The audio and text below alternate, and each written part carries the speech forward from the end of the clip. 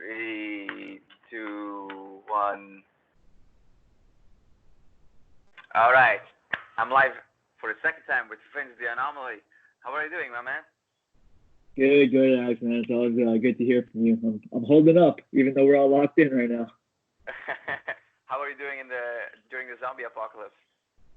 Man, well, we're mandated here in LA to stay inside. You know, we technically allowed to go out on jogs and things, but we can't go outside for anything other than groceries and to get food or any essential work. But yeah, it's crazy out here. Yeah, during this time, it's pretty crazy to keep you mentally sane. Because, for example, here at camp, there was one guy, and he was like pretty tough. Like he was like, oh, Corona won't get me, and I'm staying on this island. But then, well, they closed the gyms here, and suddenly he went into full panic mode. And he was like making everybody scared. Like, how do you deal with people like that? Yeah, I mean, you gotta hold the course. You gotta stay strong in times like this. You can't panic, but at the same time, you do need to be cautious of what you're doing and what's going around. And like you said, coronavirus, at least from what I've researched, from what I've seen so far, usually people of our age and our demographic, people are in shape, exercising, good immune systems. Usually it's going to pass over them like nothing. The main thing is it transfers so easily, so fast that I can be breathing the same air in as my grandma and I can pass it to her and she can get sick and die. So the biggest concern, at least for me out here, is like, listen to the guidelines. We don't want to be spreading it unnecessarily, but also not freak out because it's probably not going to kill me if I get it. That's more or less, I'm sure of that. But you always got to take precautions because it's not about saving yourself. It's about saving your friend's grandma, who it can just keep getting passed on to, you know? Yeah, that's fair. But I talked about this yesterday with an army veteran. Do you think, well, this was the opinion we both shared, that we have like an unhealthy way of viewing death in the West? Oh, yeah, definitely.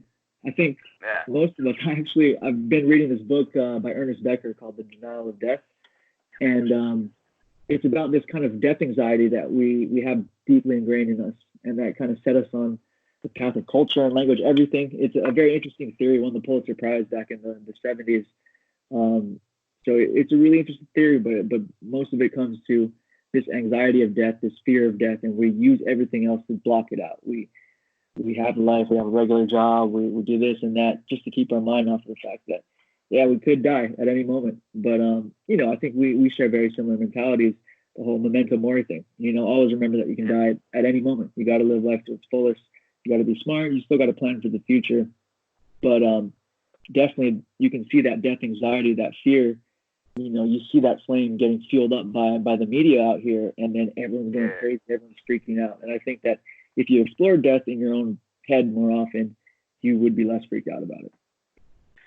Well, I don't follow the media here because in Thailand there is not a lot of power here for the media. But I saw some clips and the media literally went from, oh, it's just a flu to we're all gonna die, and it's like, well, that's how you cause like a massive outbreak. Yeah. You know? Yeah, and then you see that worldwide. You see it just taking off, and it's funny because I have a lot of friends in Hawaii. I grew up in Hawaii, and it's a different, you know, it's a little island chain in the middle of the Pacific Ocean. So the coronavirus didn't even take hold out there for a while, and it took a little bit longer. But they were on like the same type of period and escalation of fear that we were like 2 weeks ago, where it was like, oh, this isn't much of a problem. It's gonna be okay. And then it's like, oh no, they're shutting down all the stores. Small businesses are gonna be hurting. Like the economy is gonna be screwed. There's a lot of things. Repercussions from this that are definitely going to change the world. Yeah, it's funny how people react when suddenly normal life stops. Like here, on the island, everything is still normal besides the fact that the gyms are closed. But as soon as a gym closed, people were like, oh shit, this is real. And I'm like, nah, they're just taking the necessary measures, you know? They're just doing what they have to do. And people started buying flights home, and I was like, that's a bad idea. And then they go to Bangkok and they're stuck in Bangkok because they're canceling like everything, and it's like you just made it way worse than it was. You could be stuck on a tropical island, yet you choose to go home. It's like I get where it comes from, but it's so weird, you know. At the same time. Yeah. No, I get you. That's like it's like the whole toilet paper thing out here. I mean, you're lucky, you know, that you don't need to use toilet paper out there in Thailand, but it's not the same out here in the States right now. So everyone's been freaking out and buying up toilet paper and going to the grocery store and buying up all the meat and buying up all the produce. And so it's getting better now, but still toilet paper I can't find. Whenever I go to the grocery store, I can't find toilet paper. Yeah, but this is I don't understand. Like, if I was in an apocalypse, that's like the last thing I would worry about. I would think about food, you know, like why toilet paper? Yeah, right. But that's what the society picked, and then it's like you have to partake in it because it's like, crap. Well, now I'm out of toilet paper and I really need it. So then you're there every morning, or you're waiting to buy that toilet paper. You're just one of them. So it's like some continuous cycle that just grows and grows and snowballs. How is the environment when you go outside? Like, for example, to the store, is everything tense in the States, or? Sorry, is everything what? Is everything tense? Like, are the people tense? Are they worried? Or is Oh yeah, absolutely. Everyone's. It's kind of tense. The first few days of the lockdown, at least out here, it's kind of cool seeing people walk outside. People are just taking walks because they can't go to work. People are riding their bikes. People are hanging out with their kids, playing outside. And that was obviously before things got a little stricter, and they're saying like try to not go outside at all. So at first it was like kind of interesting walking outside and seeing like everyone almost be happy that they're with their families and stuff. But then you can feel that tense energy. So like when I was going on runs and things outside, some people you could tell were just like happy running, will smile and wave, and other people were like walking really far away from you, and that's just a matter of that tense energy and just the fear of what's going on. So it's completely understandable. But yeah, when the whole country is like this, or at least for us, the whole city is like this, it's really odd. How do you think this will affect like other people? Because like, I mean, I'm not in quarantine, but like I wouldn't mind because like you kind of have like stillness and you can reflect on things, and I can work on other things. But like I know a lot of other people can't. Like, how do you think this? How like do you think there will be? I think like some people have a rough time, like mentally especially. Like, absolutely. I think I'm definitely more of an introvert, and I love to make videos, take photos, express my creative side. So for me, much like yourself, that time for introspection, for looking inward, for kind of figuring some stuff out, usually you don't have time to just do that. And someone like me who's more introvert and gains energy from being alone like that, that's kind of what is fun for me. So for me, it works out. But for other people who are massive extroverts and they need that social interaction, they need to be around other people for energy. Like, I kind of feeling for them right now. Like they can't get that. So it's really interesting. It would be interesting to see and hear that side of it. I'm not like that. So for me, it's like, everything's got good right now. Like, I'm actually kind of free to do whatever I want creatively. So it's been fun. Yeah, it's like you have to do social distancing. Oh, poor me. But do you think people will get better out of this, or do you think it will get like, it's like I've seen a lot of people who perform like ways to escape reality. Like, for example, they don't like their life, but they live the Monday to Friday, so that's kind of like their way of escaping reality, kind of, because they have the water cooler conversation and stuff. Then it's Friday. That's like their favorite day because they can party, they can drink. Saturday the same. Sunday you kind of waste because you have a hangover, and on Monday you just repeat. But they never do. Yeah, they never do that introspection part. So. Yeah, I think it's going to be, hopefully for people like that, I see it going in two directions. I see someone just being like lazy couch potato, sitting on the couch and watching Netflix all day long and just messing around their phone on social media all day long. That's most certainly going to happen. And not to say that I don't do some of that too. I've been sitting down and scrolling on social media for far longer than I normally do. But it's also like they can choose to go that way, or they can have that reality check. Like, man, this isn't it. Like, I got to figure something else out. So hopefully it is a good time for people like that to find some introspection. And only time will tell. Like, we're only 5 days into this, 3 days into this lockdown, and this thing's supposed to be 30 days. And who's to say it's not going to turn 30 into 60? So I feel like everyone at some point is going to have to question like their life and where they are in life and what they want to be doing and what's going to happen. Because the thing I'm most scared about is definitely the economy and how it's going to affect not just ours here in the States, but the whole world. It's going to be interesting and very hard to come back. And it's going to be weird to see what happens with that. So certainly it's a good time to prepare for anything that comes of economic or or self nature. Yeah. Right now we have a lot of time for stillness. Did you spend a lot of time in stillness before that, like before the quarantine? Yeah, I would say it depends how you define stillness. I've read Stillness is the Key by Ryan Holiday, very good book. And it's funny because he makes a point to really not mention meditation on there. Not that I don't believe in meditation. I love it. I try to do it as much as I can, but I still, you do it for a few days. You get locked in for 10, 20 days, and then you stop and you forget. You got to restart over. That's kind of just life. But for me, I find a lot of stillness in training and working out.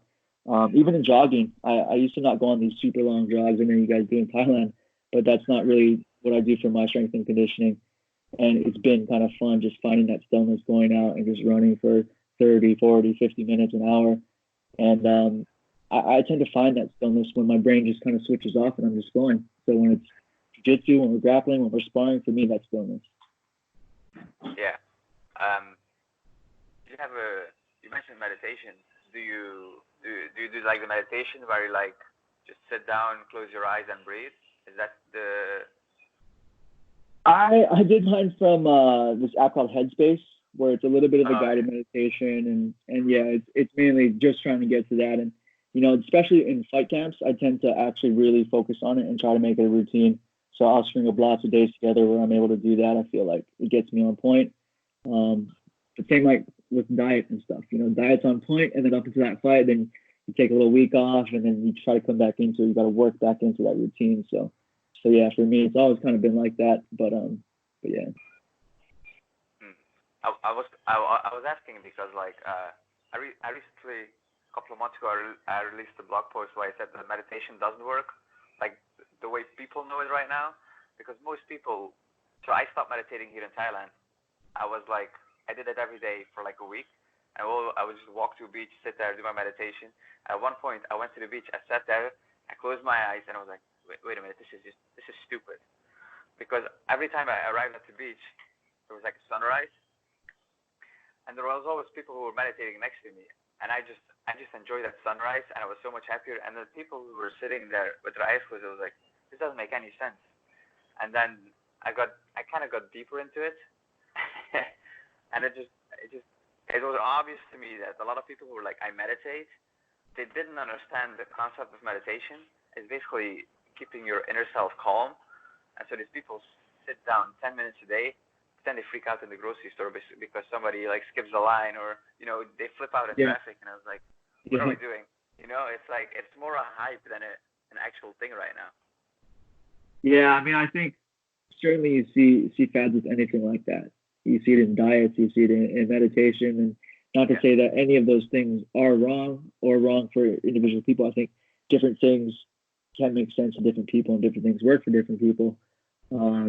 Meditation overall is, I would say, like, yeah, it's probably a healthy thing to try to shut off your brain from talking all the time, but it doesn't mean you only need to sit there and be quiet and try to like block out thoughts, or at least let go, accept, and let go thoughts. So yeah, I kind of agree with you. Do you in fight camp, do you use a lot of stillness? Like, for example, in fight week, I will mostly go into nature a lot more because I suddenly have a lot more time. Man, I wish, but for me, at least fight camps now, because I'm working as well and I'm trying to dedicate as much time to fighting as I can. It's a mix of like trying to get a little bit of nature in, but it's like just training, a little bit of work, and then trying to get enough sleep too. So for me, I kind of get stuck and caught in the moment. And those days when I do get to go out and get to run by the beach, whatever it is, like definitely can feel the immense impact of that. But something I've been exploring a lot lately is the understanding that, the same feeling from getting out in nature, the same feeling from being out on the beach, seeing a beautiful sunset, it's still a feeling inside of you. And that's like a feeling that you don't need those outside forces to create inside of you.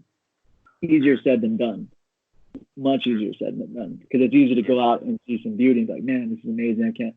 I love feeling like this. But in reality, it's just a feeling inside of your own head and your own brain. So I've really been trying to tap into those feelings, without actually having to be out and see those beautiful places in nature. Not that I don't love nature. I love going out. I love camping. Nature's the best. But I'm trying to find it here when I'm stuck in the city too, which helps during lockdown.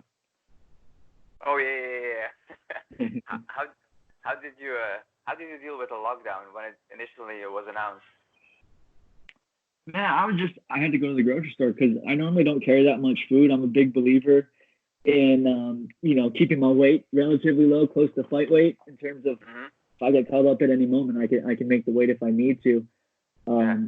But part of that for me is not keeping a bunch of food in the house because I'm also a guy who's going to eat everything I see.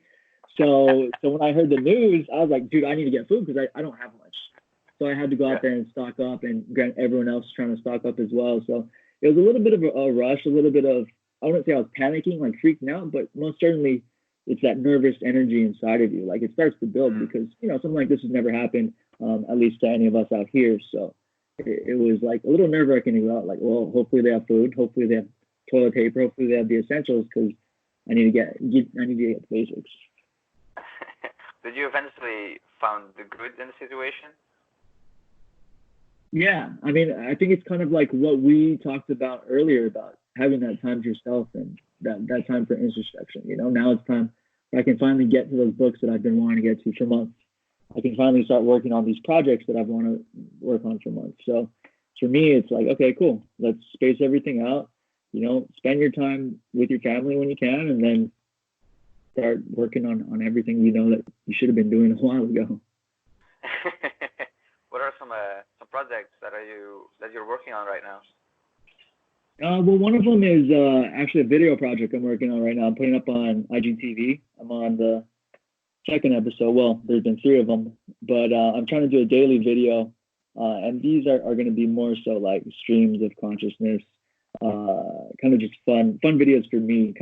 For me, it's like my masterwork. It's kind of like all these knowledge and learnings that I've taken in over my time, and I kind of want to spew them out in a more cinematic and creative way. I find that the best art has deep meaning in its depths, has the most meaning in its depths. So it's kind of layered, just like poetry. It's not straight up and in your face. You got to kind of decode, figure things out. So I was inspired by lots of people for that, and I've been doing that with these videos, and I'm just going to try to keep cranking them out. And yeah, on top of that, just got off the phone with Shane Fazen a little bit earlier today. We're going to be trying to make some fight tips videos for in-home type of things, and just producing content for that. Yeah, so it's fun working on a bunch of those things, and of course the reading, like the books. For me, it's always like I'm always trying to get more knowledge, trying to learn more about things. What that piqued my curiosity, whatever random curiosity it is, I just want to dive into it, and I feel like that's served me well my whole life. And I'm just going to do more of that while we're on lockdown. When you pick your books you read, do you have like certain books you like? Like for example, Ryan Holiday, he's amazing. Which he's mostly about stoicism. Do you have like, I wouldn't call it self-development, but do you have like a certain genre that you like, or is it like very open? It depends. Like it's weird because as much as I love like creative, like movies and TV and things like that, just the art aspect, I don't really get into fiction that much. So most of my reading is nonfiction because I usually am constantly trying to improve or dive in deep into a subject. So it depends. Sometimes it's going to be more personal development in a way of like philosophy. So you have Ryan Holiday and you have all the Stoics that you can read. Sometimes it's sports related things. So I've got a few great books on that. And then also there's random whatever things that pop up. Like I've been getting into more existentialist types of readings lately. So I've been reading some Albert Camus, and yeah, it's kind of just random. It's topic to topic, but usually it's something within the realms of philosophy, psychology, sports, and just betterment. Do you have some book recommendations for people that are sitting inside the home right now and are kind of bored? Yeah, I mean, we're both athletes, so probably athletes are listening to this. I would say that I have 3 books right now that are kind of like the holy grail for me in athletics. Actually, one of them is Ryan Holiday's The Obstacle is the Way, because, always in your journey through athletics, through life, you're going to be facing obstacles and you're going to be facing roadblocks. I think that book is a great one, and it's a nice, easy read, too, to get into. Let's see. Also, I think it's called Unstoppable Let me look it up right now. Sorry, Relentless. Oh, From good to great, unstoppable. Yeah, that's just that killer mindset and mentality. I would say that it's not applicable to all of life, but definitely for sports, especially for fighting. For people who are in a one-on-one sport, like you need to have that killer instinct, that killer mentality. Otherwise, you're not going to survive. So that's a big one for me.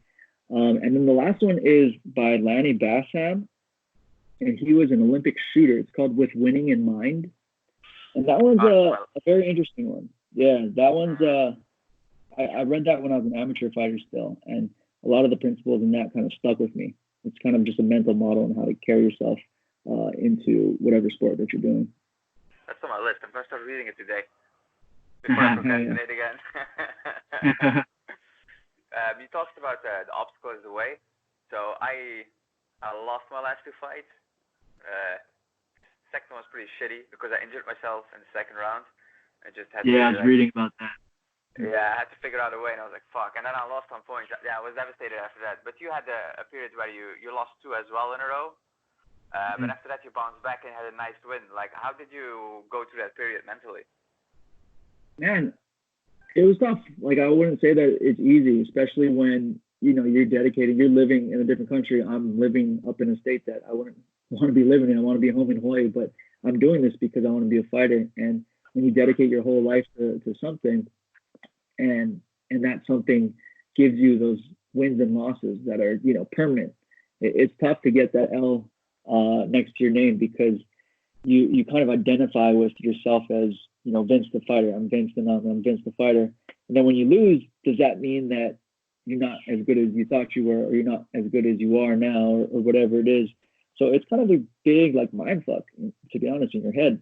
Like you don't really know what to do. So it can send you either spiraling down, it could fuel you with energy, and you got to kind of go with those emotions, but remember to keep course, and also remember that you yourself are bigger than the sport you do. So for me, for a while, I was pretty bummed out, especially after the first loss, because that was for the LFA title against Casey Kenny, who ended up winning and going to the UFC next week and beating Ray Borg. And me knowing, like, dude, that could have been me. Like, all I had to do was win. I would have gotten signed. I would have, all this would have happened. My whole life would have been changed.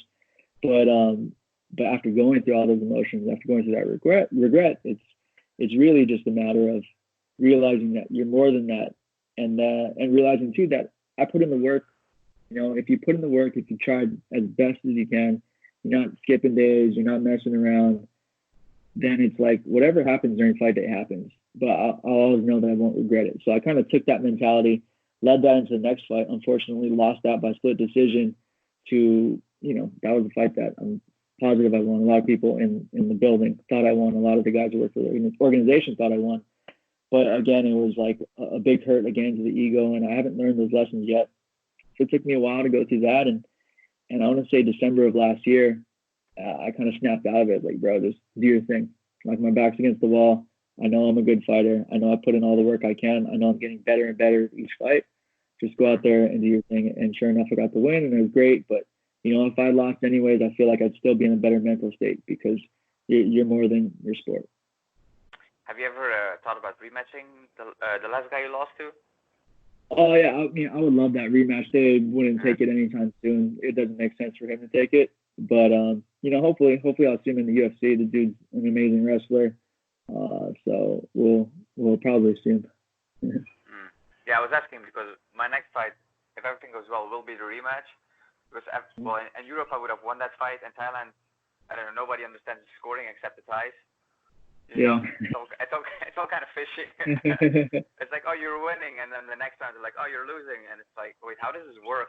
Yeah. And then after my fight, I asked, and I was like, how does the scoring work? And they were like, you lost because you showed pain. And I was like, well, my calf was like giant. I couldn't stand on it after the fight. Jeez. So, yeah, like as soon as an adrenaline dump came, I thought I was gonna vomit. I was in so much pain. Yeah. Also, I just kept kicking with it. Like I had like kind of a game plan because I saw some tape on him, and I was like, yeah, I can take him out in 3 rounds. But then before the third, my leg was big, and I was like, okay, so I need to go southpaw. And I was like, shit, I need my double attack. You know, I need my cross, I need my kick. So just kept kicking. Yes. And you see it on my face every time I kick. It's like, well, that's a good learning point right there too. And that's the same thing. Anyone you go through any obstacle, like you have to take what you can from it. So with your fight, maybe you learned that okay, I need to add other dimensions just in case my leg breaks next time, or my ankle breaks, my foot breaks, and I can't kick with one side. Like, what am I going to do to be able to compensate for that? And that's kind of what I learned from my fights as well. The first one I lost by a flash KO right in the beginning of the fight, so it was kind of like the fight didn't start. Okay, well, you live in there, that's what happens in the sport. The next one where I lost, it was because, the guy was wrestling and holding me down, even though I still won. I destroyed him the first round, and the second 2 rounds was about half in terms of I was beating him up on the feet a bunch, and then he took me down and held me down. So it's like, okay, well, I never encountered anyone, one, that would get me down at ease like that, and two, that will be able to shut down my hips and keep me on the ground. Like, he wasn't trying to damage me on the ground. He was trying to hold me down. So I was like, okay, well, develop a game plan for that. How am I going to get up if someone's just sitting in my guard, just holding my hips, just sitting in my half guard and holding me?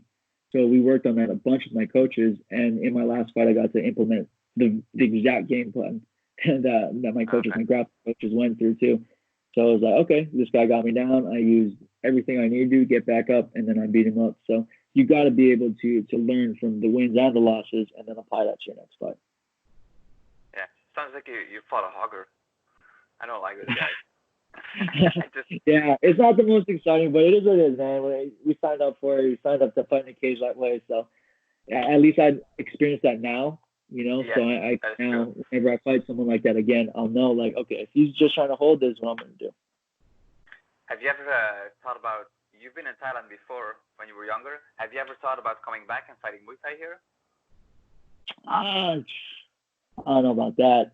Maybe. I'm getting older. I gotta make sure this career keeps going, so I'm gonna stick here. But if I'm ever out there, I'm definitely gonna train when I'm out there. But taking a fight, who knows? Maybe way later. Maybe once I'm retired in MMA and I'm just messing around, I'll get one fight and probably get my ass kicked. But oh well. I mean, it's pretty okay. But the promotions it's all very shady. They lie to you, and then you find out everything when you step into the ring. It's like my last fight. They were like, oh, he's a beginner. He has 20 fights, and I was like, yeah, sure, whatever. And then I stepped into the ring, and the announcer goes like, oh, red corner, his 3rd fight, blue corner, over 100 fights, and I was like, oh, come on, guys, just tell me, I don't care. For me, it doesn't matter, because you don't know his record. It's like, I was wondering about this too, like, so I go to Thailand and I fight with people who have like 100 fights because that is normal here. And people are like, are you never scared? And I'm like, to be honest, like, their record doesn't bother me because they fight like every week, maybe twice a week. And I'm like, if you fight that regularly, your chances of improving are like way less than somebody who fights once a month because they never see what I do wrong. Like, what's your vision on that? That's true. I like that. So you're saying that because they're fighting all the time, they're not necessarily growing, they're not analyzing, they're not getting better, they're just fighting. I would have to agree. Like, in MMA, you don't want to take too long of a break because you do need to get that ring time in. You need to get that time in the cage. It feels good to be like, oh, I just fought a few months ago. I remember what it feels like. Let's do it. But you definitely need those growing periods because, like, let's say I get wrestled down that 1 week and then I fight a guy 2 weeks later. I'm not going to have a whole camp to go through different techniques on how to get up, how to use different options, how to use different sweep options to get up. Like, I'm not going to make those adjustments. I'm not going to learn to get better. So I would have to agree with you. Like, yes, fight time, ring time counts for something, but I would say fighting like every week probably hurts you more than it does if you were fighting once a month. Also, I think it's very taxing on the body, but I've never tried it, so for me it's like once a month. I'm okay with that, but I don't know. It's weird how you do it. Yeah, it's like at one point, I guess they're going complete overtraining. Yeah, you would have to do that. But I know it's like guys will kind of pace themselves, so it's not like crazy training and then you fight, and then crazy training to fight again. But it's still like crazy compared to most of us who don't train that style. It's like just insane amount of work, so it is intense. Well, yeah, they don't have a strong structured strength conditioning. Like when I had my second fight camp here, I came in. So the group training starts at 8. So I was like, I do my strength conditioning at 10 when the group session stops, and I come in, and the one who got me to fight, he looked at me and he was like, no Muay Thai today? I was like, no, I do strength conditioning. And he looks at me and I was like, what is that? And I was like, lift weights. And he's like, no Muay Thai. And I was like, no, it's strength conditioning. He was like, did not understand. And he was like, no running? I was like, no strength conditioning. It's interesting. Yeah, it's interesting how it is like that out there. How everyone just goes on super long runs and then they just train Muay Thai. Yeah, and it's also hard because if you do your own thing when it comes to running and strength conditioning, they kind of see it as disrespectful because they are like, oh, we've been doing this since we were 8, so we know what we're doing. And I agree on that for the most of the part, but like when it comes to strength conditioning, I disagree completely. Like you're so overtrained if you train like them. Yeah. And then it's like you have to find you have to find like a fine line between making sure that you don't burn yourself out and still keeping them happy, you know? Because if you disrespect them, they won't corner you. Yeah, it's interesting when you deal with, especially in martial arts, you see it more so in that like kind of traditional, like this is the way, like just follow around, do it. We've been doing this forever. This is how we do it. And I would say like I'm obviously more of someone who believes in kind of expanding, hanging out on the perimeter, seeing what's new and trying to incorporate what's new. That's not to say it's one's better than the other. It's just I get it. If you've been stuck in tradition is all you know. I totally see your viewpoint, but I'm kind of one that's going to explore the other side of things. So. Yeah, the creative part. How would you deal with coaches that force you into that traditional style? Man, well, I'm lucky in that all of my coaches work with me really well, and they add their flavors into my game.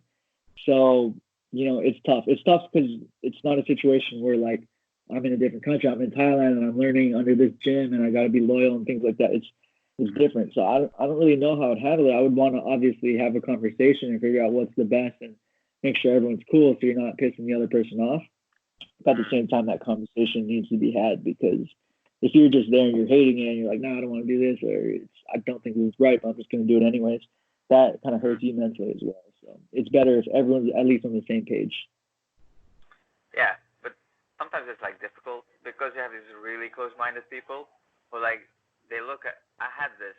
I'm not going to mention the gym, but I was in another gym in Thailand, and that coach, he saw me on the heavy bag. He was like, everything you do is wrong. And I was like, how do you mean? He was like, just keep your hands up, bro. Do the American way. And I was like, what? And he was like, yeah, you take one to give one. And I was like, I don't like that approach. Like that's Russian roulette to me.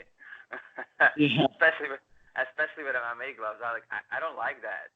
And he was like, you do it my way or it's the highway. And I was like, okay. So then I went into sparring, and I was like trying to keep my hands up, but it was so awkward and it's just not natural, And then I get my ass kicked in sparring. And I was like, well, I mean, I learned things from it, but at the same time, like there was like a whole arsenal of weapons that went away because my hands were so close to my face. Yeah. Yeah, it's certainly you got to find that fine line of when you're exploring new moves, new techniques and stuff, of seeing how it fits into your game and just developing your own game. Like I believe I'm a big believer in that. Like I can't go out there and I'm gonna fight exactly like GSP and I'm gonna do everything GSP does, like be like GSP. It's just not gonna work. We have different bodies, different minds, different everything. Like I gotta see like, okay, well, I like the way he throws his jab, so I'm gonna try to see if that helps my game out, and then I'm gonna start using it. And that's just the way you gotta approach fighting, I feel. And ideally, you have coaches that think the same way, so they're not boxing you into a corner that you don't want to be in. Yeah. Do you think it's beneficial to like explore different styles? Yeah, definitely. I think that it's very necessary to start feeling them out, especially once you become kind of proficient. So I wouldn't say from the very, very beginning, but once you got the basics down, I would say that it is good to see the other styles or to try to play them yourself, because then you kind of know what that person's looking for. We actually just filmed a bunch of this for our Fight Tips course on fighttips.com, but it is about, okay, well, this guy's just a heavy wrestler. His hands are okay, but he's a heavy wrestler. How should I strike with him? How should I move? Where should my movements be? How should I move around the cage?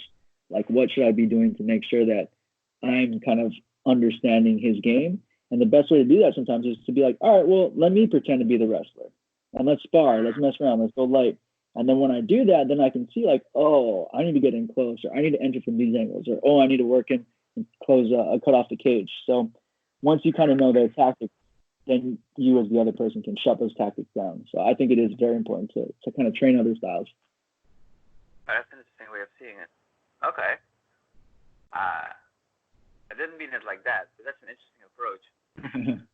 I meant more like in Thailand, I lean more towards the Muay Thai style. But after my fight, that was also a mistake that I made. I was like, I tried to be too technical. I was not aggressive enough. So now I train more with the Muay Thai fighters. We call them buffaloes. But those guys are hard as nails. They will take everything just to knee you and to elbow you. Yeah. So you got to find the perfect balance of in between. Without getting your caves, bashed in. Yeah. You have a pretty creative fighting style, and also you're pretty creative, like in your art in general. Like, how do you unleash your creative side? In fighting? Fighting art. Jeez. It's honestly like I've always had an open personality, and I just try to anything that makes me curious, I just dive into head first. Like I just hop in. Everything like that I do art wise. I majored in finance, so I didn't know any of this, like how to cut video, how to shoot photos, any of that stuff. But I just kind of got interested. I saw some cool videos online. Like, man, I'm gonna try making that, and then I dove in, and next thing you know, I'm shooting video. I'm getting jobs shooting video, which is helping me support myself so that I can fight. And all that stems from, hey, let me just stay up a couple extra hours at night, and let me see if what this whole video thing is, and what cameras I need, and what equipment I need, and how I need to shoot. And I kind of did that with everything that I do, whether it's like writing, photo, and even fighting. Now it's like once I've established my baseline, I look at those other styles and things like, what is TJ Dillashaw doing here that he keeps landing this right hand? Or why is Dominic Cruz not getting hit in his fights? Is it because of his movement, or is it because other guys are trying to punch his head and not his body? Things like that. And those are a lot of things that like my coaches, especially my head coach Adam Lerner, goes over with me in terms of fighting. Like we've watched so many fights together, and he comes from a boxing base, so we've watched a lot of classic boxing fights and stuff. And he's just showing me like, hey, if you encounter someone who likes to move this way, if you fight a fighter like Dominic Cruz, look, watch this fight, watch this fight, watch this fight. What do? They walk forward, they hit the body. Don't even try to hit his head. Once you start breaking down the body, his head's going to start staying still, then you go for the head. But everyone tries to go in there and tries to knock Dominic Cruz out, but they're always whiffing. So it's like these are things that you can do is analyze and use that to kind of like flourish and kind of hype that creativity flame in your own mind. When you study fighters, do you study a lot of creative fighters, or do you also watch like the brawlers in the UFC? Nah, mainly like I know how to brawl. Like if we're gonna stand and bang, I feel comfortable just standing and banging because of other aspects of my game. So I don't really watch those. Like that's fun entertainment to watch. But when I'm analyzing fighters, usually it's analyzing smaller guys because I'm a smaller guy. Usually we have better footwork because we're carrying less weight. So I like to watch guys with really good footwork, good hand positioning. Guys who are landing a lot of takedowns, whatever it is, we'll pick apart guys who are in the top of the division because that's essentially where we want to be. We want to be studying to fight those guys, not just whoever's in front of me. So if I'm not watching the TJs, the Henry Cejudos, all those guys, then it's not going to do me any good to just beat people, get there, and lose all my fights in the UFC and get cut, right? So it's always trying to prepare for the very best. What is your vision on the current bantamweight division in the UFC? Man, it's heating up. There's a lot of good guys now. There usually always are, but there's a lot of tough guys. It's kind of interesting that they're just giving Jose Aldo the title shot after losing. Although I did think he won that fight. It was close. I did think he won it, but it's a good like top chunk of that division, especially once TJ comes back too. Like there's a lot of interesting fights to be made. What's your dream opponent right now in the UFC? In the UFC, Yeah. I think someone like Cody Garbrandt would be really fun, just because we both like to strike and go at it. Obviously, he's at the very top, so it take a little while for me to get up there. Yeah, but for sure. I want to go in there and trade with these guys who are supposed to be the best guys at trading. Like that's just I love to fight. I love to get in there and make it a fight and fight technical, but also just be very active on the feet. And I would love to test it out against guys like that one day. Would you describe your style as like technical violence? Yeah, absolutely. Like I want to go in there and make it a violent fight. I want to be unleashing power, unleashing pain. I want to be breaking people down. Even like my ground game is more pressure centric. It's more getting on top and wearing you down so I can beat you up from the top until you give me a submission. Like I think I have a couple of rear naked chokes, but those both came from the guys just giving it to me for me beating them up on the ground. All of it is that's like my game. So when we talked about like stuff about analyzing other fighters, okay, well, this is more of my game. So who has good ground and pound? Who has good ground control? I look at guys like that as opposed to, I need to look at guys with great heel hooks because I'm going to start playing the leg lock game now. It's not necessarily my game, not my style. And although I need to have a solid base understanding of that, I'm not going to focus on that.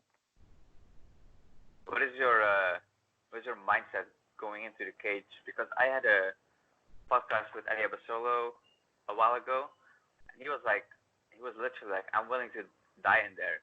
And I was like, I understand that mindset, but some people were like, how can you say that? Because he has a family, he has kids, and I was like, for me this is normal. I would say the same thing if I have a family and kids.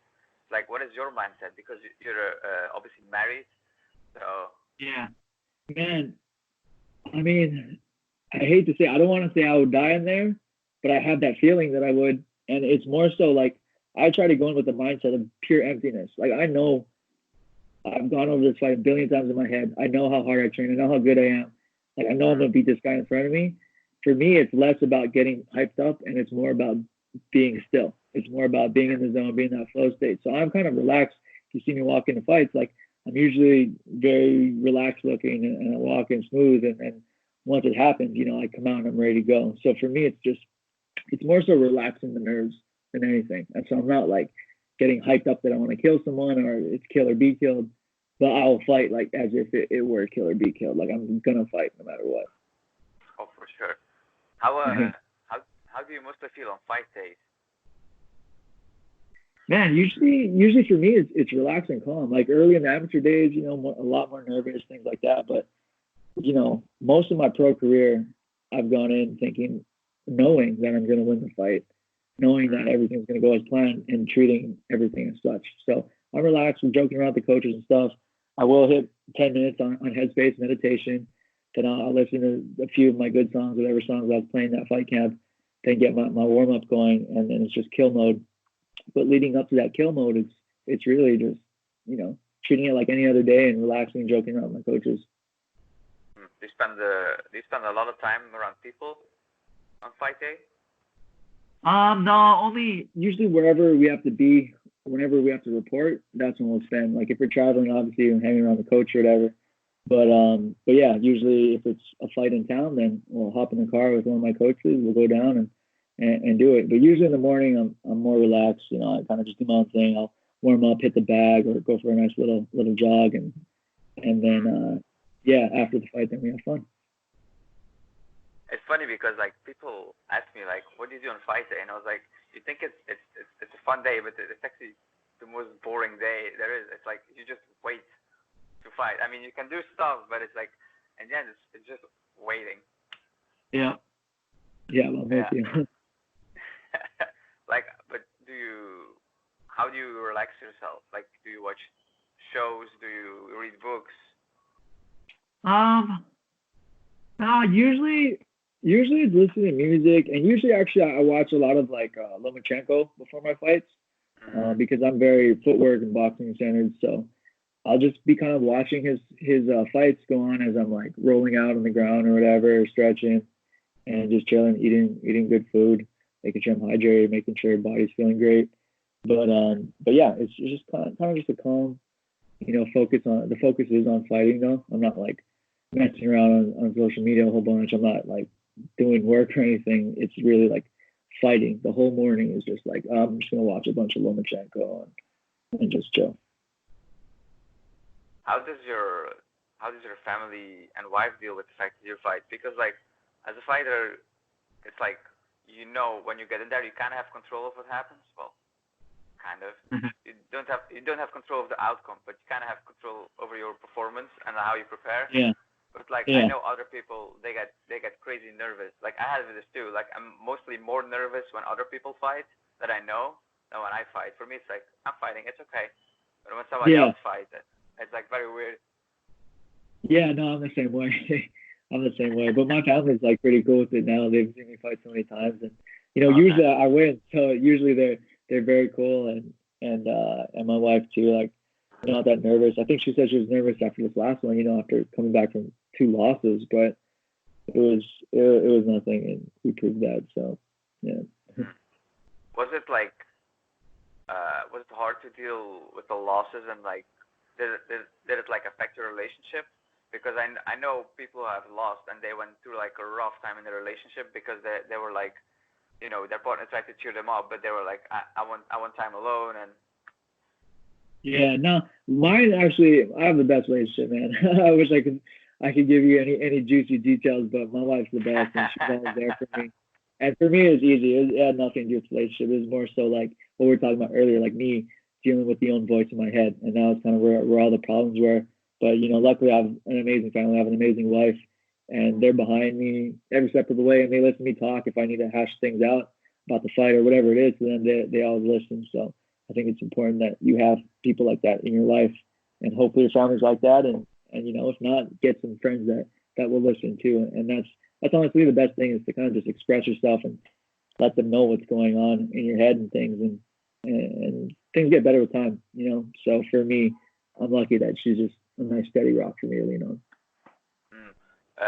You said things get better with time. Do you mean like if you dedicate yourself to something, that you just have a more beautiful journey than if you would, for example, do something stop? Yeah, it's a little bit of that, but like more so in terms of letting your emotional state at the time carry you away. Because usually if you do something and you stop because you stop like, oh, I lost my fight, let me just fuck around for a few minutes. Let me think about this and stop. I don't need fighting right now. Like you gotta like, time will always kind of get your emotions back to baseline, no matter what, good or bad. Like I tell people all the time after I win a fight, I'm super happy in the moment, super happy when I walk to the locker room, and then already, that dopamine starts going away. It's like, all right, what's next? Like I expected this. What's gonna happen next? Oh, for Whereas sure. when you lose, and that shit lasts for months. You're like, oh my god, I can't believe it. Like you'll just wake up one random day like, geez, how did I lose that fight?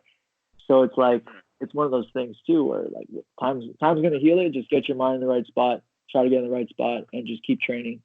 Don't do anything irrational. Don't let your emotions carry you too far away. How do you choose people around you?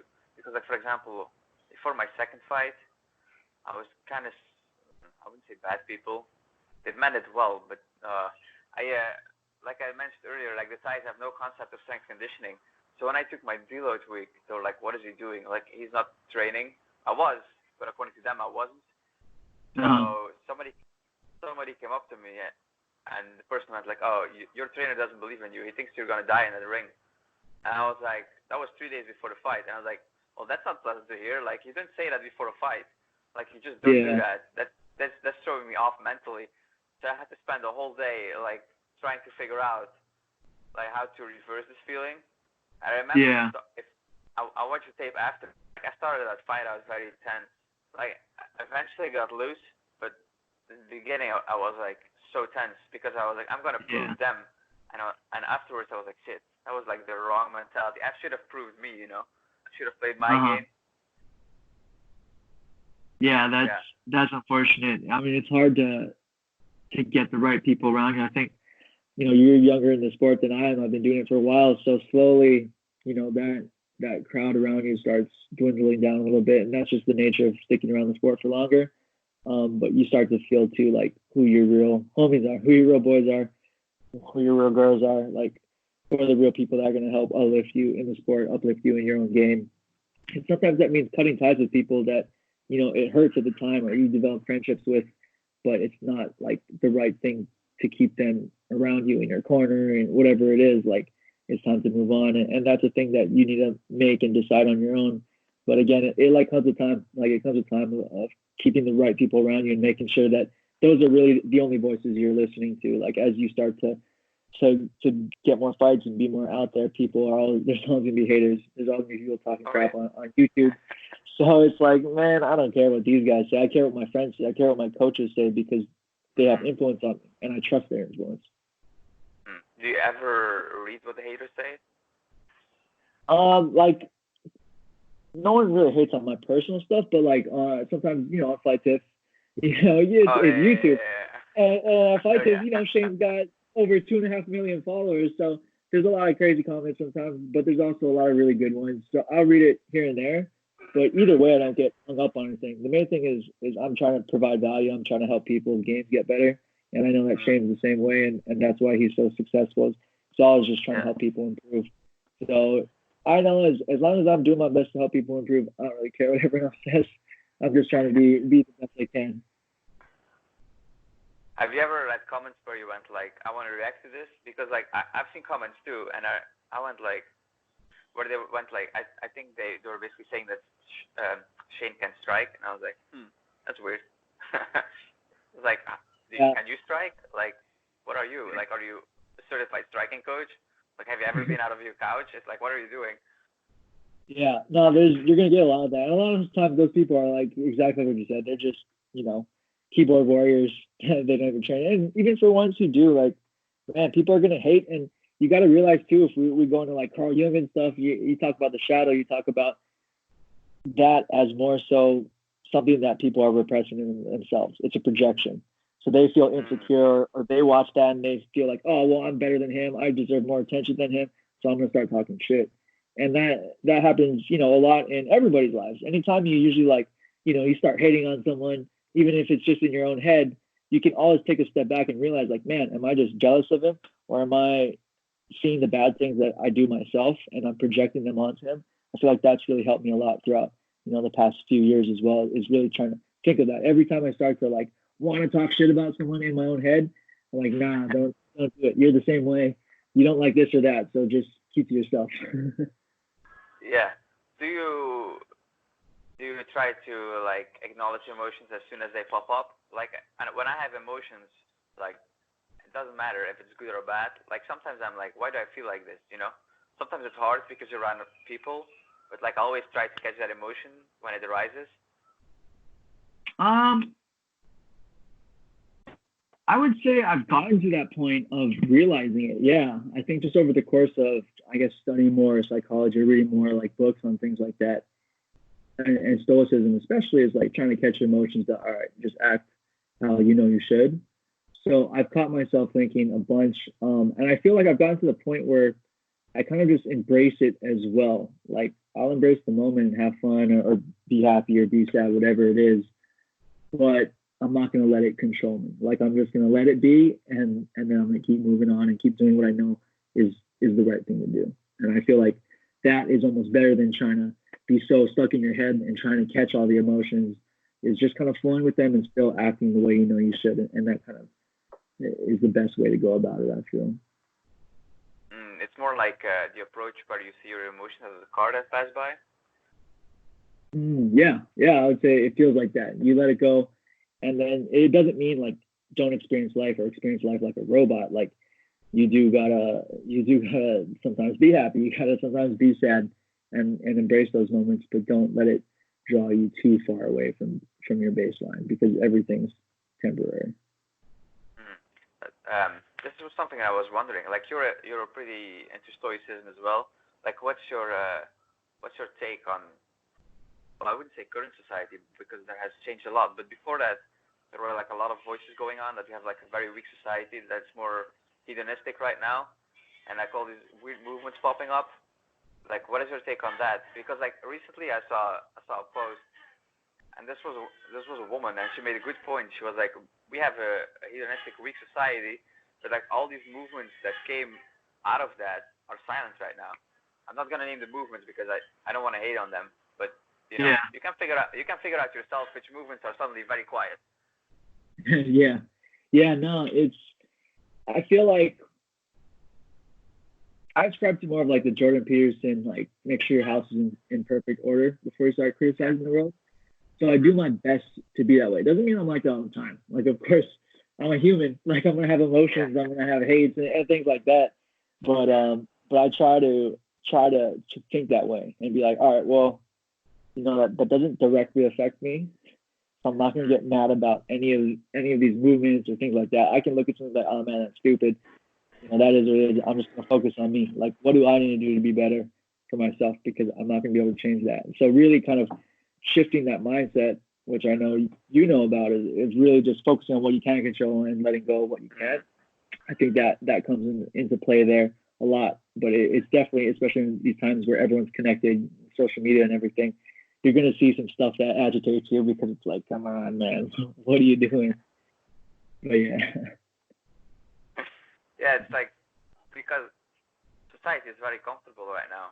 You know, I call it like the honeypot mentality, where you basically go from honeypot to honeypot instead of like going for the big jar. It's like I mentioned before, like you have the job, so you have a paycheck. It's enough, but you want more. But it's still a honeypot, and then you have your Friday night, and instead of going for the hedonic treadmill. yeah. You're like the hamster running around this carrot. Yeah. How do you? I wouldn't say convince, because I know people who like really like their normal job. Like I know a guy and he's like, I do IT, I love it. Has a good girlfriend, he has a house, and he loves his life. And I was like, if you love that, you should do it. You know, like don't quit your job. But what advice would you give to people who like are in their job and they're like, I hate this and I want to quit. But every time I want to quit, I rationalize it. It's like they go from like I hate this to it's okay. Well, it's not, you know, because then they face regret. Yeah, I think with things like that, you know, it's easy to like read some poetry and get this gust of emotions and passion and then quit your job and like move away, which is great, but that's not always going to work out for everyone. So I wouldn't recommend that. But what I would do is try to pick up either a side hustle or something, whatever it is that you're curious about exploring, and explore that on the side. If that means, you know, don't sleep as much, then don't sleep as much for the time being, and like figure that out, because you know you don't want to wake up 30 years later and be like, man, I regret the last 30 years. Yes. And so it's tough, but I would say try to do something like that. Try to do something where you can make some money on the side from whatever that is. And once you have that going for you, then you can really kind of explore, or you have that freedom to explore. But yeah, I mean, it's not to say that just up and leaving your job and moving away isn't going to work. Like it's certainly worked out for a lot of people, and it's also probably not worked out for even more people. So you just got to be smart about things like that. But really, for me, again, it's kind of like whatever makes you curious, like dive into that, because that curiosity is going to keep you going. Whereas if you just chase money all the time and you're just chasing whatever pleasure it is, like that's always going to go away. Yeah, that's kind of an empty way of living, I think. Like whether it's money, power, that's like there's like what's his name? I think his name is Rouge. He was like a famous pickup artist. Rouge. You know who he is? And he went from from one side to the aspect, like always chasing his numbers. He was also chasing tail, and then now he's like, I think he's Christian. I never really followed his work, but I heard about it, and I was like, well, you know, if you go too much in one direction, at one point it's gonna like, you know. Yeah, it's gonna you never want to swing from side to side. Because that's when you start to fall into traps. You start to fall into trouble, is when you start playing the opposites game, because then you're never gonna find peace. It's like you got to find that nice sweet spot, and that starts by just slowly exploring what else is out there, not immediately running away from what you have currently. How do you find balance in what you do? Because it's like finding itself takes in a lot of time during the day, and obviously you're tired during the day, but you also have like your side projects, family, friends, relationship. Like how do you find that balance. And it's hard. I mean, it's different for every person, but you got to know, like, you got to sacrifice what you know you need to in terms of how much you want something. Like, if I know that I want to make this fighting thing work out, if I want to be a full-time fighter, whatever it is, I want to be in the UFC, be a champion, like, you need to know, like, okay, if I'm deciding that, then that means this doesn't happen and this doesn't happen. That means I don't get to eat out every weekend with my wife because I got to keep my weight low. Or I don't get to mess around with my friends all the time or go see them all the time because I got to make sure I'm training. I got to make sure I'm sleeping. I got to make sure the diet's good.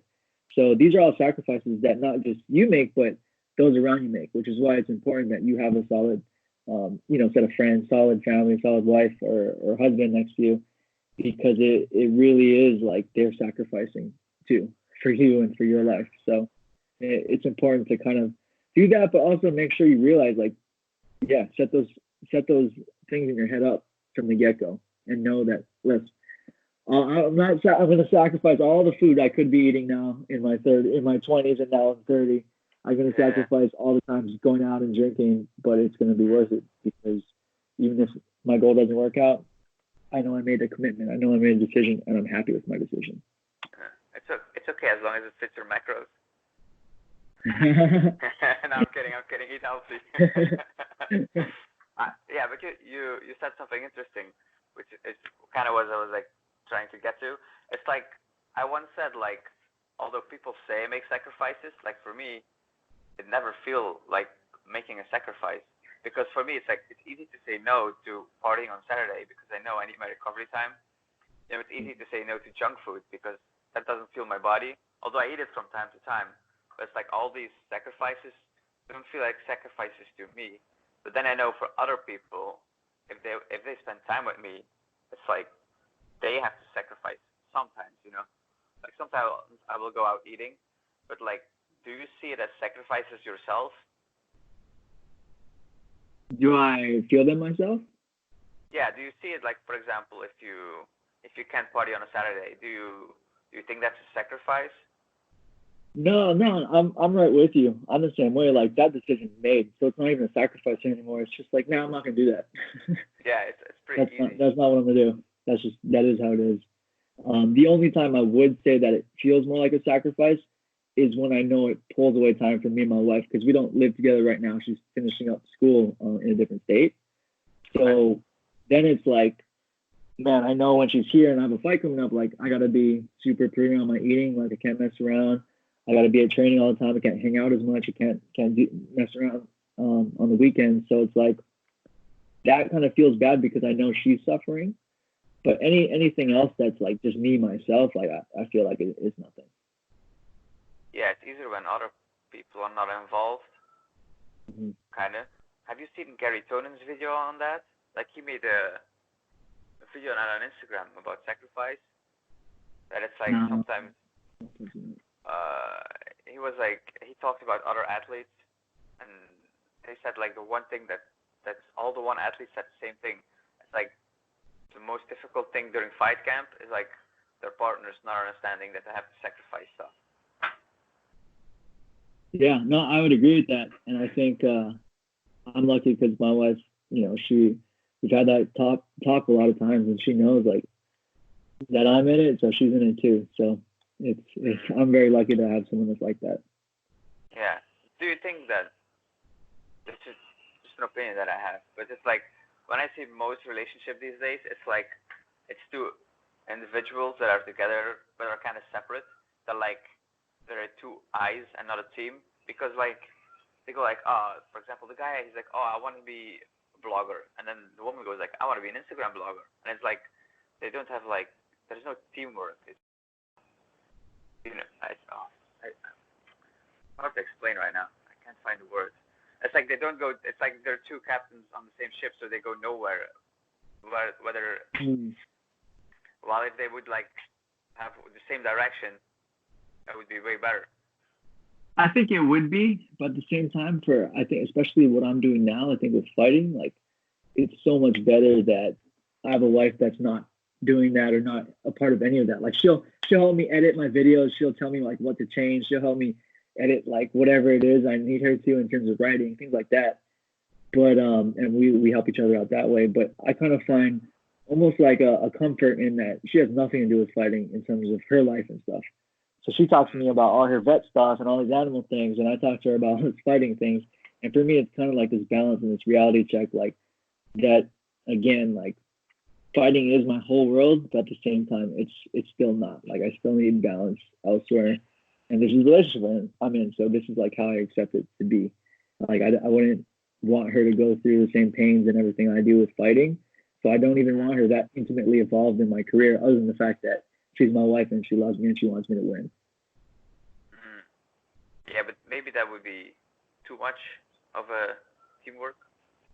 I mean, I know Mike Perry does it, but I wouldn't do it. Yeah, no, that would be way too much for me. Yeah, same thing. That'd be too much involvement.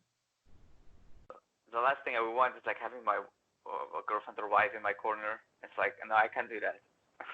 Yeah, the guys that, and I've seen that a lot. I've seen a bunch of like shows out here too. Like, man, I would never. No, it's so. To me, it's very, very weird. Even like we talked about this at camp. They asked like, would you ever date a woman that fights? And I was like, hell no. And they're like, why not? And I was like, no. It's like I see how it reacts when like friends fight. Like if I would have a girlfriend that fights, so hell no. I would die from a heart attack. I think. Yeah, no, that would be intense. That would be way too much. And then you got to deal with everything, like when they cut weight and doing all this stuff. Only one person's cutting weight in this household. Yeah, and you know why it said that the women are the worst when they cut weight? Yeah, well, I don't know because luckily I'm not. My wife doesn't cut weight, so. Yeah, luckily for you, maybe that's a. Well, I mean, it works for some people, but maybe that's a healthier approach. Like, kind of have like different interests. Yeah, definitely. I think balance is key to anything. I think we get too far stuck into one thing, then that's when things start to get a little funky. It doesn't mean go deep, but it means don't throw all your eggs in one basket. At least in my case, because I feel like that is more emotionally unstable or makes you unstable. Is if you're all in on one thing and then something gets taken away from you in that field, then your whole world gets taken away from you. Like you feel like, oh, the whole world's wrong, like this is messed up. Like for me, it's been about finding that balance, and I feel like that's the most important thing. Have you ever read the book The 7 Habits of Highly Effective People? Oh yeah, that's a great one. That was amazing. That is really amazing. It sounds kind of like you take his approach where you like juggle the balls, where he's like, the only glass ball you have is like friends, family, relationships. If you let that one drop, it breaks. While the other ones, you can just pick them back up. Do you sometimes take that approach where you kind of shift priorities? Yeah.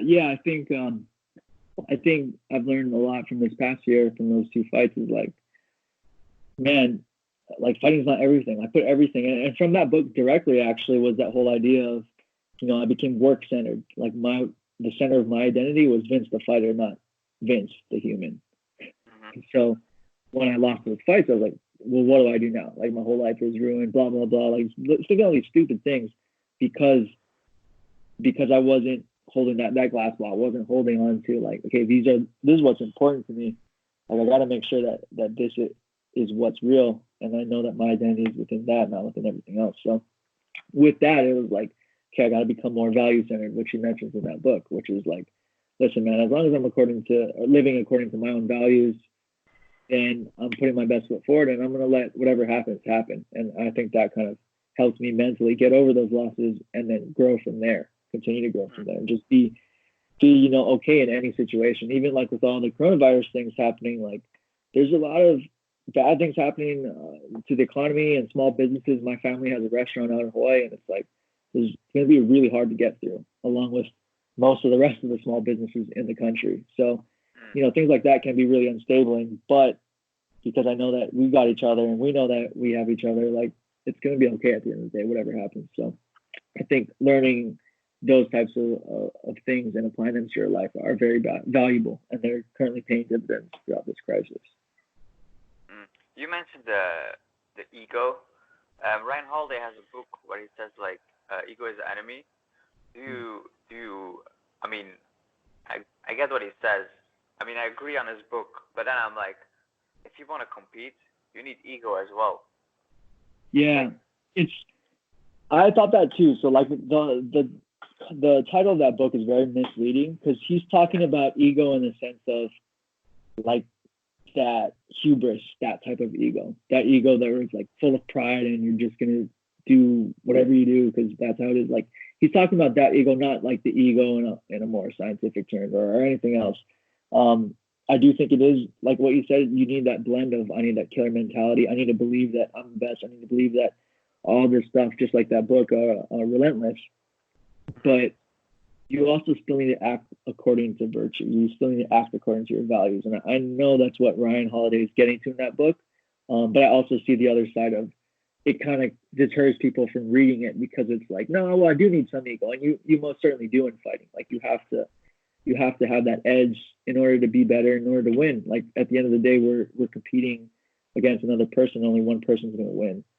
So I would say like fighting is a good round. Sports in general are good realms to learn how to control, learn how to do well, learn how to put in time and overcome, but then also use those principles and apply them to your own life because not everything is going to be exactly like a sport. Not everything needs to be a zero-sum game. Like we can have wealth that helps both you and me and things that help both you and me. And I think that's what's most important for the world. But obviously, it's not the most important thing in sports, not the most important thing in fighting. So creating two divisions on how you approach ego is I think, healthy in a way. I think I said this with you in the first podcast. I think everybody should fight at least once in their life, but I know some people will never do it. So, like, what lessons did you learn from fighting that you can apply in life? Man, there's so many, right? But a lot of them are you're familiar with Joseph Campbell? The name rings a bell, but yeah, he's a comparative mythologist in the like 50s, 60s, I believe.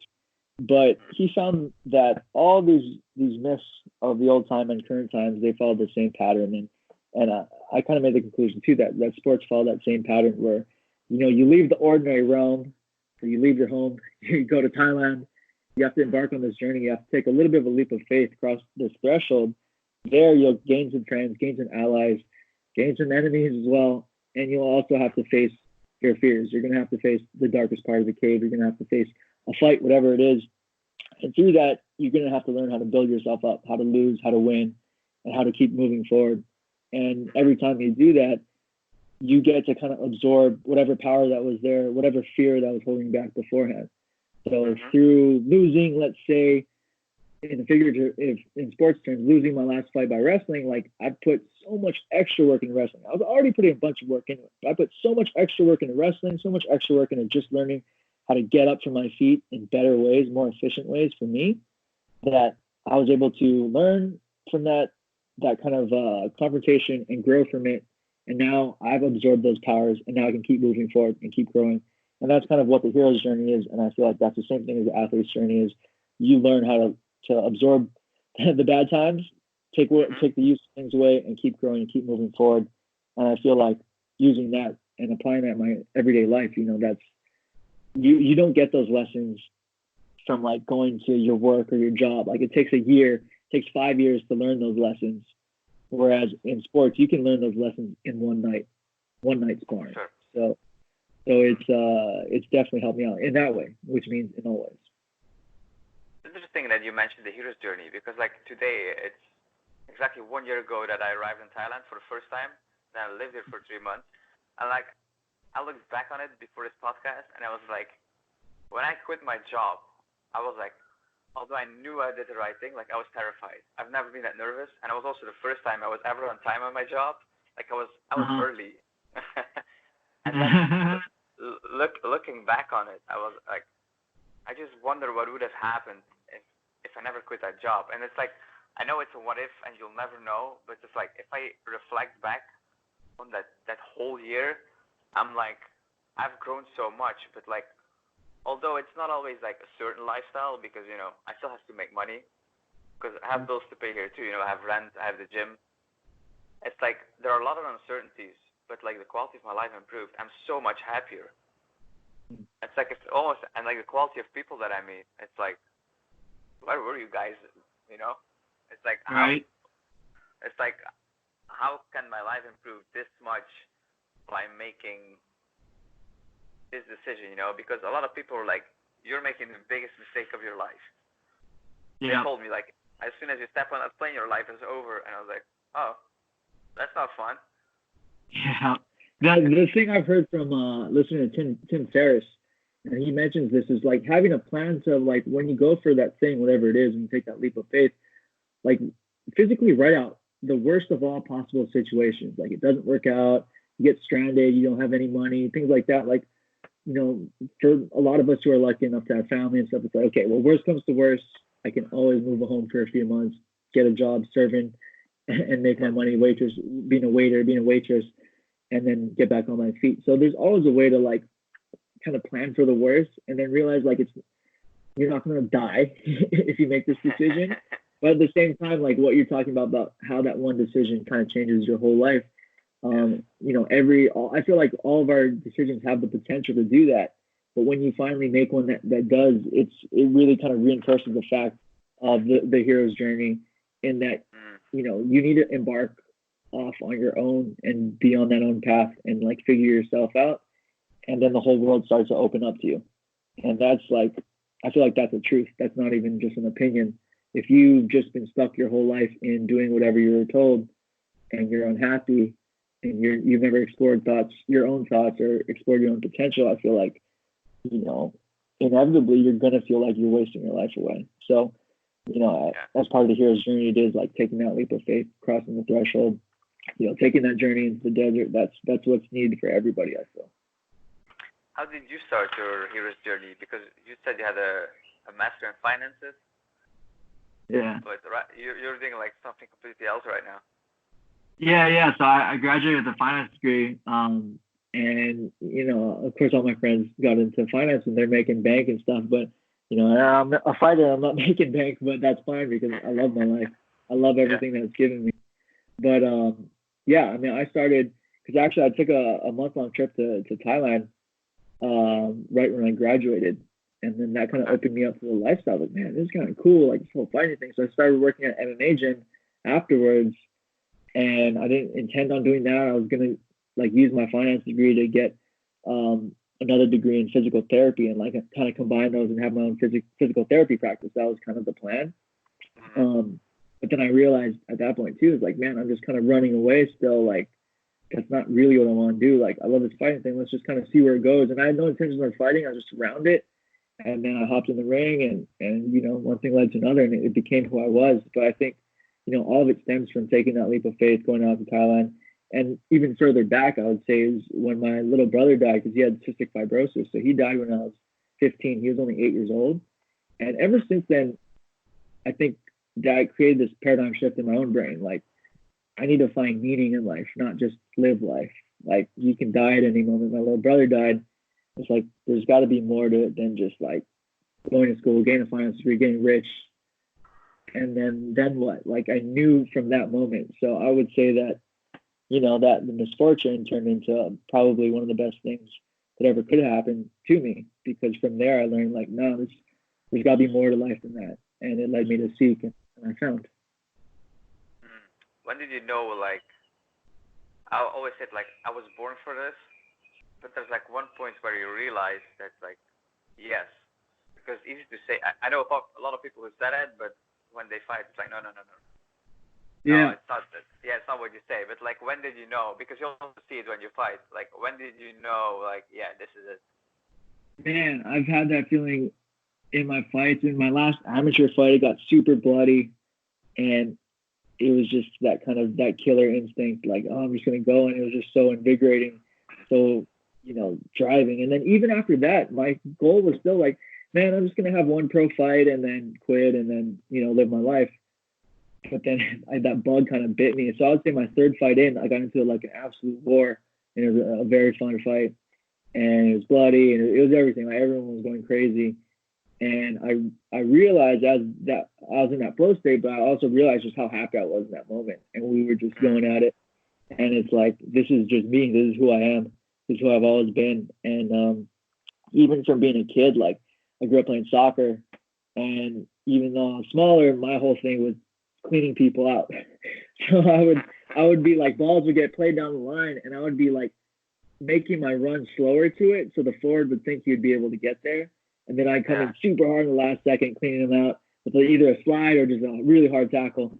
And yeah, that was like I got the most exhilaration from being very violent on the field. And I knew that once I started fighting, it's like, man, maybe I'm repressing all this emotion. I don't know what it is, but I love being violent. I love fighting. Only in the cage, though. Do you think that people are born for fighting? Because like when I started fighting, people were like, "Oh, you're just." They said that too, like you're repressing emotions because you don't have a degree, and it's like because I'm on society terms, I'm like way behind. I'm 27. I don't have a girlfriend. I don't have my own house. I don't have a degree. It's like I'm the biggest fail. I should be on paper. I'm the biggest failure. I always laugh about it, but it's like I'm pretty sure some guys do it to repress things. But do you think people are like born as a fighter? I don't know. It's hard to say, man. I feel like, not to sound too spiritual or mystical or anything, but there's those moments in your life where you just know, like oh man, this is what I was here for. Like this is the moment that was supposed to happen. And I'm not saying that I believe in fate necessarily in that terms, but I do feel like, or I do think that you'll know inside of yourself when you're doing exactly what you should be doing. So definitely, I agree on that. With fighting, I've felt that so many times that I know that it is just me. So in that sense, are people born with it? Yeah, I guess so in that sense. Yeah, it's like funny that you mentioned fate. I don't know, like you have a lot of people who are like, oh, I have these signs from the universe and all that, whatever. I don't really see it like that, but sometimes like life goes in strange ways. Like after my last fight, I wanted to see my teammates fight, but at one point they told me like you have to go because you're in so much pain. Like, and I was like, okay. So they carried me outside. So one of the trainers carried me outside, and I was devastated. Like I was in pain. I was like, fuck. And I was leaning on him, and like when the crowd saw me, they all started applauding. Nice. I didn't know that. I didn't know that back then. That was for me. I just thought somebody was entering the ring, but they were like, afterwards, people told me like, no, this was for you. I was like, wow. And it's like that's kind of like that. I don't know, signs from the universe, whatever you want to call it. Yeah, no, there are those moments where it's just like you're on the right path. Yeah. And it's either you can treat life that way or you cannot, and then have it be dull your whole life. It's up to you. Have you ever have like a moment where deep down inside you do the right thing, but then do the complete opposite? Yeah, like not stretching and things like that. I'm thinking. Yeah, for me, it's more so the small things like that. It's like, okay, I know should be working on my flexibility. I don't do as much as I should. So for me, it's a slow build of, you should probably do this, and you should, but you're not going to right now. And then there are times where you can tell yourself in your head, like, nah, don't be an idiot, get this stretching in, or whatever it is. I wouldn't say, I think moments like leaving to go to Thailand, I forgot my degree and stuff. I think moments like that are like, common sense says don't do that, or what the world says is not to do that right now, but I got to still make this decision because I think it's right. So yeah, I mean, you're always going to have those battles, but for me, it's more so the slow burn of like, you should be writing more. You should be reading more. You should be stretching more, whatever it is. Yeah. I asked because like I was in Sweden twice. I trained All-Stars. I think the last time was 2017. And the second time I remember I was there for 10 days and like I loved my life. It was just only training. And then I remember I was like, I had to go home, and I was laying in a park, and it was sunny, and I was reading the book. I forgot the title. It's like a very thick book. The title doesn't matter right now, but it's about success and like creating your own mastermind group, and And I was reading that book, and suddenly I was like, what if I stay here? That, and I was like, it felt like the right thing back then to like live in Stockholm. I was like, what if I just miss my flight, on accident? And like that whole thing was popping up in my mind, and then eventually I decided to act the other way around. I didn't follow my gut feeling, and I stepped on that plane. And as soon as I stepped on that plane, I was like, fuck, I shouldn't have done this. And that feeling haunted me for a long time. Like that affected my life for like quite some time. Like I just couldn't deal with it, because then I went back to reality. I was back at my job, and I was like, ugh. You know what? That's like, I understand the stretching, but that's like something smaller. Yeah. I mean, I didn't have any moments specific like that, but those are inevitably going to come to you, and you're always going to have that choice to make. So I think as long as you, in your day-to-day life, you're trying to make the best choices that you can, or the ones that fit your identity or that fit your values the best you can, then usually when those types of choices come up, then you choose correctly, Yeah. You just can't think. As soon as you start, it's like if you go with those what-if scenarios, it's like, if I do this, then what will these people think? Or if I do this, what will happen? It's like sometimes you just have to, take the jump and just believe. Yeah. Absolutely. We get so pressured, especially with social media, from like worrying about what others think all the time, that sometimes you just gotta like take off the mask and just do you. And that's kind of what this video series I've been putting out each day in the lockdown is about. It's like, I've been playing with all these crazy ideas anyways. Let me create them, and fuck what everyone else thinks. Like, they think I'm crazy, whatever it is, like that's cool. But I'm at a time in my life where I feel really comfortable with myself, and really comfortable that I can put myself out there and put what I hold to be values and truths out there. And whatever weird kind of esoteric art that I'm into, like, man, that's the shit I want to make. Like, fuck making everything normal just for the sake of it fitting in with everyone else. So yeah, I'm trying to fight against that, but it's always hard to. You mentioned the social media aspect. Like, do you think social media isn't necessarily a bad thing? I know, like, a lot of people compare, and I think if you start comparing, I agree, it's a bad thing. But sometimes you also see people like you who are like following their dreams, and that can be like a huge inspiration. Like, maybe there's somebody out there who like quit their job and pursue their dreams because of you. Yeah, I think that's like one of the best things that you can do is your influence on someone else, your ability to inspire someone else to, Kobe Bryant said that, your ability to inspire someone else to be as great as they can be, or to find greatness themselves. Like, I think that's cool. If I can inspire people to grow, if I can inspire people to be more curious and just explore those curiosities, I'm cool with that. Like, with social media, like, you get all the bad shit, but same like with anything in life, there's usually some good parts to things, to almost anything.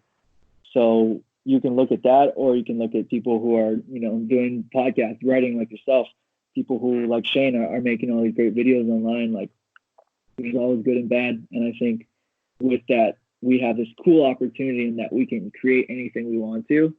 And I think that more and more people should take hold of that, at least creative people. Do you think more people who like took the leap of faith should talk about their journey? Because like for some people, I'm like, you're very successful, but I have no clue where you come from. And then you have others who like they share it, but then it's like it's not realistic. It's like you make it sound like your whole life went like this. It's like, oh, I wrote on a piece of paper that I was gonna make 50 billion, and 5 years later, on this day that I wrote down, I got 50 million. I was like, as much as I want to believe it, that sounds very Disney-esque. It's like the struggles in between. Like, where were those? Yeah, I think it's important to realize too that people are always painting a picture on social media, and it's not to say that I don't.